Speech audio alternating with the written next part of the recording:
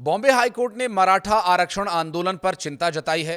कार्यकर्ता मनोज जरांगे के नेतृत्व में यह आंदोलन चला रहे हैं और हाईकोर्ट ने कहा कि इस आंदोलन से पूरा मुंबई शहर ठहर गया है और बताएंगे उस फैसले के बारे में जिससे अब आंदोलन की धार कुंद पड़ने का खतरा है। सरकार कार्रवाई करे तो भी उसे कुछ नहीं कहा जा सकेगा। आखिर क्यों? चलिए दिखाते हैं आपको। नमस्कार, मैं हूं आशीष त्रिपाठी आपके साथ। और बॉम्बे हाई कोर्ट ने जरांगे और उनके समर्थकों को मंगलवार दोपहर तक सड़कें खाली करने का मौका दिया है। जस्टिस रविंद्र घुगे और जस्टिस गौतम अखंड की बेंच ने इस मामले पर विशेष सुनवाई की। उन्होंने कहा कि प्रदर्शनकारी आजाद मैदान में प्रदर्शन करने के बजाय दक्षिण मुंबई के कई महत्वपूर्ण इलाकों में फैल गए हैं। इससे शहर में ट्रैफिक बाधित हो रहा है। अदालत ने कहा कि स्थिति गंभीर है और मुंबई शहर लगभग ठहर सा गया है। अदालत ने यह भी कहा कि प्रदर्शनकारी छत्रपति शिवाजी महाराज टर्मिनस यानी CSMT, church gate, railway station, marine drive और हाईकोर्ट जैसे महत्वपूर्ण जगहों पर जमा हो गए हैं। इससे आम लोगों को परेशानी हो रही है और अगर ऐसे में सरकार प्रदर्शनकारियों को हटाने का काम शुरू कर दे तो ये सिर्फ कोर्ट के आदेश की अनुपालना ही कहा जाएगा। सुनवाई के दौरान न्यायमूर्ति रविंद्र घुगे और न्यायमूर्ति गौतम अखंड की खंडपीठ ने राज्य सरकार को शहर में कानून व्यवस्था बनाए रखने के लिए उचित कार्रवाई का आदेश दिया। दरअसल राज्य सरकार को CSMT स्टेशन, मरीन ड्राइव समेत दक्षिण मुंबई के अन्य इलाकों से मराठा प्रदर्शनकारियों को हटाने का निर्देश है और उन्हें जल्द से जल्द यहां से हटाकर मुंबई शहर की ट्रैफिक व्यवस्था को बहाल करने का निर्देश दिया गया। और ऐसे में न सिर्फ प्रदर्शनकारी और विपक्ष भी आंदोलन खत्म करवाने को लेकर सरकार को खुले तौर पर अब नहीं घेर पाएगा, क्योंकि मुंबई एक बार फिर अराजकता के दौर से गुजर रही है। क्योंकि मराठा आरक्षण आंदोलन के चौथे दिन सोमवार को शहर की सड़कों पर भारी अफरा तफरी का सा माहौल देखा गया और इसे देखते हुए कोर्ट का अब निर्देश है। कार्यकर्ता मनोज जरांगे पाटिल के नेतृत्व में शुरू हुआ ये आंदोलन अब हिंसा, उत्पीड़न और डर के माहौल में तब्दील हो गया है, जिससे मुंबईकर गहरा असंतोष जाहिर कर रहे हैं। मरीन ड्राइव और आजाद मैदान जैसे प्रमुख इलाकों में प्रदर्शनकारियों की भीड़ जुटने से यातायात व्यवस्था पूरी तरह से ठप हो गई है। नागरिकों का दैनिक जीवन अस्त व्यस्त हो गया है। लोग इसे नरक की संज्ञा दे रहे हैं, क्योंकि प्रदर्शन अब सामाजिक आंदोलन से ज्यादा अराजकता का रूप ले चुका है।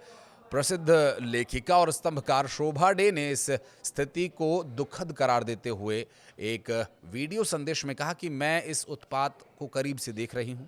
कर्मचारी घंटों काम पर पहुंचने के लिए जूझ रहे हैं। स्कूल्स बंद हो गए हैं। बसों के रूट्स को डाइवर्ट किया जा रहा है। बच्चों को डराने के लिए प्रदर्शनकारी उनके वाहनों पर जो अब ट्रैफिक में फंसे हुए बच्चों के, स्कूली बच्चों के वाहन हैं, उन वाहनों को निशाना बना रहे हैं, ऐसा आरोप लगाया गया है। और इस तरह की परिस्थितियों से निकलने के लिए आगे क्या स्थिति बनती है देखने का विषय होगा, क्योंकि मुंबई में इस वक्त मराठा आंदोलन को लेकर के प्रदर्शनकारी कार्यकर्ता सड़कों पर उतरे हुए हैं और प्रदर्शनकारियों के द्वारा जो कुछ किया जा रहा है उस पर प्रतिक्रिया शोभा डे के द्वारा भी दी गई। उन्होंने आरोप लगाया कि प्रदर्शनकारी नशे में हैं। सड़कों पर जोर जोर से संगीत बज रहा है और महिलाओं की गाड़ियों पर थपथपा कर उन्हें बाहर निकालने की कोशिश की जा रही है। इतना ही नहीं, प्रदर्शन अब उत्पीड़न में बदल चुका है। मुंबई के कामकाजी माहौल और जीवन को बुरी तरह से प्रभावित कर दिया है। सोशल मीडिया पर भी लोगों का गुस्सा फूट रहा है और एक्स यूजर इंद्राणी ने लिखा कि मनोज जरांगे के तथाकथित मराठा आरक्षण आंदोलन के नाम पर गुंडागर्दी हो गई है। पत्रकारों पर हमले हो रहे हैं। महिला रिपोर्टर्स का उत्पीड़न किया जा रहा है। यह आंदोलन नहीं, महज अराजकता है। उन्हें दोषियों के खिलाफ सख्त कार्रवाई किए जाने की उन्होंने मांग की है। हालांकि राज्य सरकार ने भी अदालत को यह बताया कि मराठा आंदोलन के लिए केवल आजाद मैदान की अनुमति दी गई थी और वो भी सीमित संख्या में। अब समय के लिए इसके बावजूद आंदोलनकारियों ने शर्तों का उल्लंघन करते हुए दक्षिण मुंबई के कई हिस्सों को ठप कर दिया और राज्य सरकार ने अदालत को बताया कि ये सब प्लान बनाकर किया जा रहा है। प्रदर्शनकारी गणपति उत्सव के दौरान आए हैं। हाईकोर्ट ने सोमवार को कहा कि कार्यकर्ता मनोज जरांगे के नेतृत्व में मराठा आरक्षण आंदोलन का जो असर है वो पूरे शहर पर दिखाई दे रहा है और ये शांतिपूर्ण नहीं है। इसमें सभी शर्तों का उल्लंघन हो रहा है। हाईकोर्ट ने मुंबई में सामान्य स्थिति बहाल करने का आग्रह किया और जरांगे और उनके समर्थकों को हालात सुधारने और मंगलवार दोपहर तक सड़कों को खाली कर देने का मौका दिया है। अदालत ने स्पष्ट रूप से कहा कि यह आंदोलन शांतिपूर्ण नहीं है। जरांगे और अन्य प्रदर्शनकारियों ने नियमों का उल्लंघन किया है और ये जो स्थिति है 29 अगस्त से आज़ाद मैदान में अनिश्चितकालीन भूख हड़ताल पर आए कार्यकर्ताओं की वजह से बन रही है। जरांगे ने दावा किया कि ये आरक्षण फैसला लेना बहुत आसान है। राज्य सरकार को बस इतना कहना है कि वो हैदराबाद, सतारा और अन्य गजेटियर लागू कर रही है और मराठवाड़ा के सभी मराठों को कुनबी घोषित कर रही है। ऐसे प्रमाण पत्रों का वितरण जिलाधिकारियों और तहसीलदारों द्वारा किया जा सकता है। कार्यकर्ताओं ने चेतावनी देते हुए कहा कि मराठा मुंबई आने का इंतजार कर रहे हैं, वे सही समय का इंतजार कर रहे हैं और अगर मुख्यमंत्री फडणवीस समुदाय की मांगों पर ध्यान नहीं देते हैं तो 5 करोड़ से अधिक मराठा मुंबई आ जाएंगे।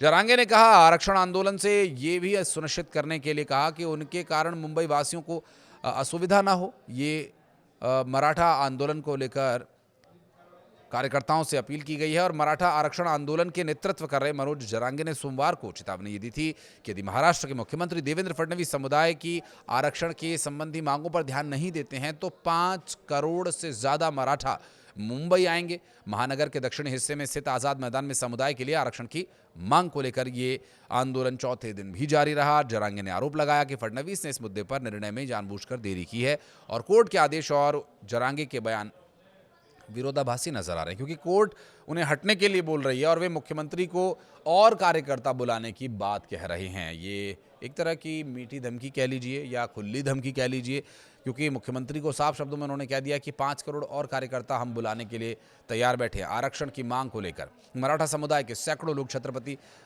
शिवाजी महाराज टर्मिनस पर और दक्षिण मुंबई के अन्य क्षेत्रों में एकत्र हैं। अब यहाँ जो परेशानी बन रही है उससे पुलिस को सीधे तौर पर जूझना पड़ रहा है और आम लोगों को ये परेशानी सहनी पड़ रही है।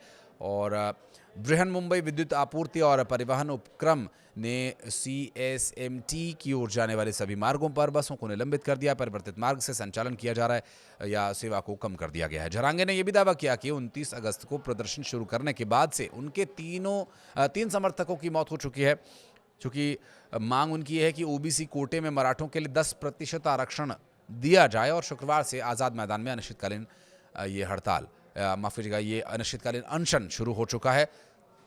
तो वहीं वकील गुणरत्ने सदावर्ते ने कोर्ट में दावा किया कि आंदोलन अब पूरी तरह से अराजक रूप ले चुका है। उनके अनुसार अस्पताल जाने वाले मरीज भी अब इससे प्रभावित हो रहे हैं और स्थिति शाहीन बाग आंदोलन जैसी हो रही है। और ये भी कहा कि ये सब सुनियोजित तरीके से करवाया जा रहा है। राजनीतिक दल आंदोलन को समर्थन और साधन मुहैया करवा रहे हैं। शरद पवार की NCP और उद्धव गुट की शिवसेना UBT प्रदर्शनकारियों को ट्रक्स से हर सामान पहुंचा रही है। आंदोलनकारियों की मांगे क्या हैं वो भी आपको बता दें। मराठा समुदाय को अन्य पिछड़ा वर्ग यानी OBC में 10% आरक्षण की उनकी मांग है और अब देखना ये होगा कि बिजली पानी काट देने से क्या वो हटेंगे। कुछ कहना है तो कमेंट सेक्शन में बताएं।